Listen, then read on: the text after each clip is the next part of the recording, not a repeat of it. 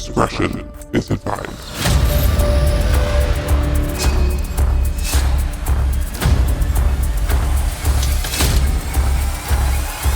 This is 10-Minute Murder.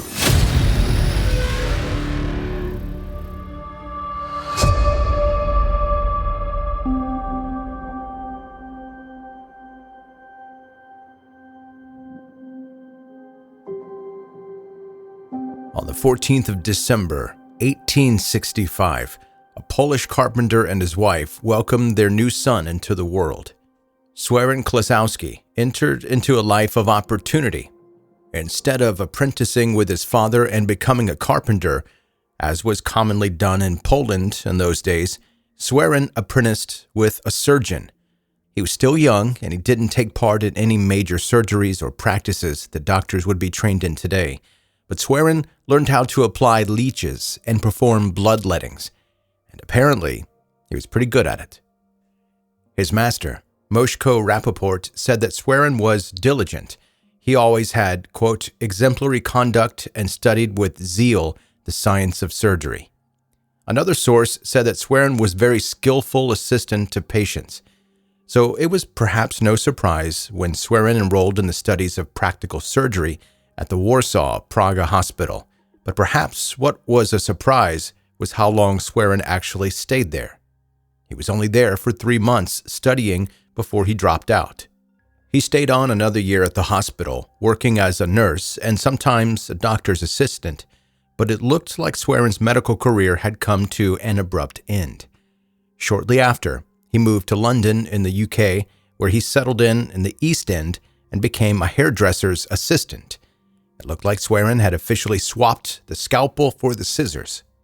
He was apparently good enough to open up his own barbershop within about a year of moving to London. It's difficult to say how long it took him for sure, as his entry date into the UK is a little bit of a mystery. But it's safe to say that he was living, working, and running his own establishment in London by 1889. The shop was located in Cable Street, St. George in the East, a name that Swerin would adopt to make a living in the UK easier. Now going by George, he married a young Polish woman named Lucy. The pair of them had met at the Polish Club in St. John's Square only 5 weeks before the wedding, but it looked like George had swept poor Lucy off of her feet. Within months, there was a knock on the young couple's door, and Lucy was confronted with an unexpected truth. It turned out that George was already married. His first wife had stayed behind in Poland when George had immigrated to London. But there she was, and she wanted her husband back. Almost unbelievably, George managed to somehow twist the situation to his benefit. He then had both of his wives living with him under the same roof in London, possibly both vying for his attention and competing with each other. He told them, "Don't hate the player, hate the game." He didn't say that, but everything would change less than a year later. In September 1890, Lucy and George welcomed a son into their lives, and George's first wife moved out. George and Lucy were now official, if still only unofficially married. In 1891, they upheaved everything and moved to America, where George found work in another barbershop in New Jersey. Things seemed to go pretty well at first, but over the short years of their marriage, something had changed within George, and it didn't look like things would be getting any better. George had turned violent, and the person who bore the brunt of his frustrations, his outbursts, his rages, was his wife, Lucy. He often beat her, and very cruelly, but Lucy later told of the beating that ended everything. According to her later statement, in February 1892, George dragged Lucy into their bedroom, and he threw her onto the bed. He began to strangle her, ignoring how she fought back and the fact that she was pregnant at the time. He only stopped when he heard a customer entering the shop that was adjoined to their room and left Lucy gasping for breath on the bed. It was then that Lucy spotted the handle of a knife poking out from under his pillow, and she knew that things could have potentially gotten a lot worse. She hid the knife, and when she later confronted George about it, he admitted that he had planned on killing her. He had hidden the knife under his pillow because he had planned on decapitating her. and he even showed her where he was going to hide the body afterwards. Lucy called his bluff and claimed that he wouldn't have gotten away with it, especially because the neighbors would have noticed that she had disappeared. Lucy later recalled George saying in response, "Oh, I should simply have told them that you had gone back to New York." Lucy didn't stick around to take her chances and moved back to London to live with her sister. Shortly after the birth of their daughter, George returned to his wife, but it was clear that the marriage was over. George moved out and found work in another barber shop to keep himself afloat. Their son had, unfortunately, died of pneumonia while George and Lucy had been living in the States. But George cut ties with Lucy and his newborn daughter and never sent them any type of financial support from the wages that he earned from his new job. Instead, he met a woman named Annie Chapman, and a familiar story played out. George swept Annie off of her feet, and within weeks, they had struck up a relationship and moved in together. George took Annie's last name, and George Chapman became his new identity, covering his tracks and hiding the life he had just left behind. But players gonna play. And only a year later, George brought home another woman to live with him and his then pregnant Annie, possibly thinking that he could have his cake and eat it too, just like he had for a time with Lucy and his first wife from Poland. It took Annie only a few weeks before she drew the line in the sand and moved out. When she later told George about their newborn child, George cut ties with them and moved on, just like he had before. George then found Mary Isabel Spink through his workplace, and he smelled an opportunity. Mary had a bit of money stashed away, and she was on a little bit of a downward spiral. She was an alcoholic, and her husband had just left her and taken their son with him. George then stepped up to try to heal Mary's broken heart. The pair of them first opened their own unsuccessful barbershop in a poor area of town before picking up shop and moving to a wealthier area. There, Mary played the piano while George cut hair, and what would become known as their musical shavings was a massive hit. Business boomed for a while, but like any fad, it also died out. George had to take to managing a local bar to make money, and Mary bore the brunt of his temper at that time.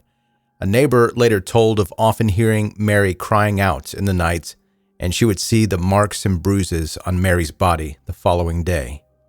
This was the routine until Mary fell ill. After that, George started looking after his wife, dutifully preparing her medicine for her, and doing everything he could to make her well again. Within months, Mary was dead. She'd suffered from terrible cramps in her stomach, vomiting, and diarrhea until her body had simply given up. A friend who'd later helped prepare Mary's body for burial described it as a mere skeleton.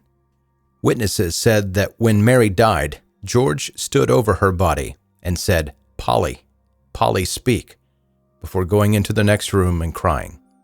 He then went downstairs and opened the pub, even though now he had a lot more money. Mary had left her unofficial husband 500 Great British pounds, or what would be over 60,000 Great British pounds in today's money, and George put it to good use. He hired Bessie Taylor to be the new manager, but it wasn't long before Bessie was a little bit more than just an employee. Bessie took Mary's place, and George soon turned violent against her. George not only beat her, but once reportedly threatened her with a revolver, and then Bessie was suddenly struck by the same mysterious illness that had killed Mary. To avoid scandal, George first moved Bessie away to Hertfordshire, where she underwent surgery, but nothing seemed to be getting Bessie better. Eventually, he moved them back to London, where Bessie's condition just grew worse and worse.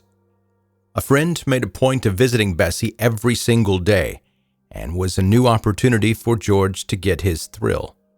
More than once, George would answer the door and tell Bessie's friend that Bessie had died during the night.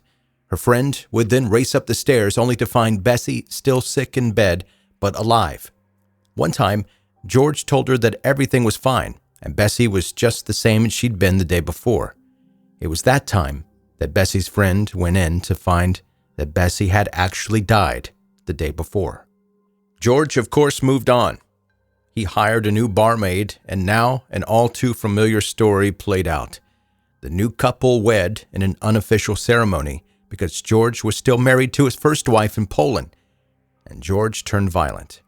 And then George's new wife, Maud Marsh was her name, she became sick. Thinking that her new son-in-law was a little too keen about preparing her daughter's medicine, Maud's mother intervened. She took over control of administering her daughter's medicine and called an independent doctor in to examine her daughter.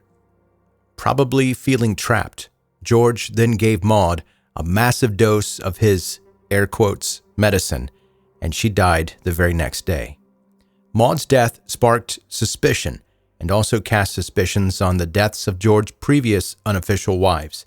Before long, the authorities had exhumed both of their bodies and discovered that all three women had actually been poisoned. George was arrested and taken to trial, where he was found guilty of murdering Maud. The sentence was death by hanging, a sentence that was carried out only a few weeks after George Chapman was found guilty. His motives for committing these crimes still remain a mystery. Mary was the only one in her death that seemed to directly benefit him, at least financially.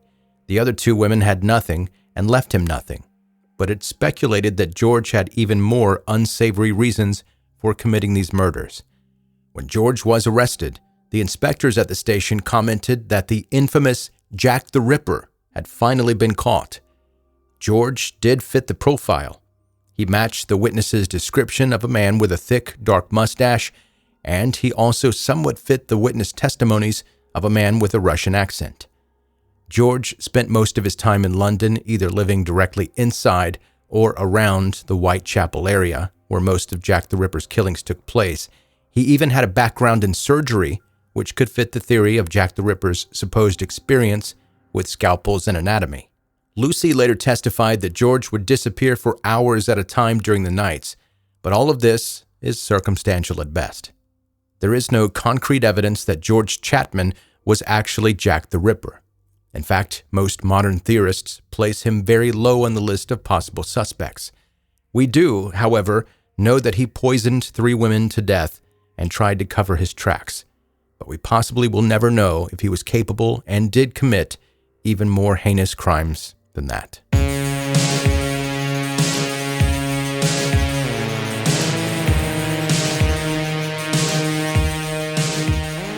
That's 10-Minute Murder for today. Brief and bingeable true crime. I'm Joe, I'm the host, and thank you so much for taking the time to listen. If you're new to 10-Minute Murder, welcome in. Make sure wherever you'd like to listen to podcasts, probably where you're listening right now, you hit subscribe. And what that's going to do is, first of all, it costs you $0. But what it's going to do is more easily help you catch up on all of the back episodes of 10-Minute Murder. And then when the new ones come out, like if you were a subscriber before this one, if this episode came out, boom, it would be right there and available for you to listen to. You wouldn't have to go and search for the podcast every single time. That's step 1. Step 2, make sure you connect with the podcast on social media. That is where I post pictures of what we talk about here on the podcast. Not sure how many photos I'm going to be able to dig up for this episode, seeing how it's the 1800s that we're talking about. I'm sure I'll manage something, but this one may be a little bit sparse. But Facebook, Instagram, TikTok, you can go to those places and check out 10-Minute Murder there. And if you like this episode, leave a rating and review on Apple, Spotify, Audible, any place that's possible, because your positive feedback, it goes a long way to helping this show grow. For any information related to the podcast and to get in touch with me, you can go to 10minutemurder.com. Thank you for listening to another episode. I will see you on the next one.